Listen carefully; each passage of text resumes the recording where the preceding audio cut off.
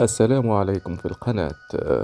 أثار موضوع الفنانة المصرية العربية شيرين عبد الوهاب وزوجها حسام ضجة كبيرة في العالم العربي، وذلك إثر تواتر أخبار نقلها إلى مستشفى الأعصاب.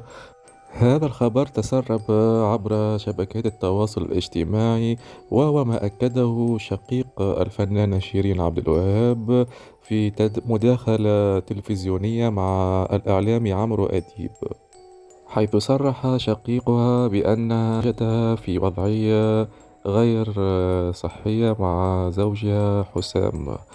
هذا ما جعل الكثيرين ينشرون صورا لشيرين عبد الوهاب وهي من داخل المستشفى. لذلك نريد أن نوضح في هذا الفيديو بأن هذه الصورة ليست حقيقية وأنها مفبركة.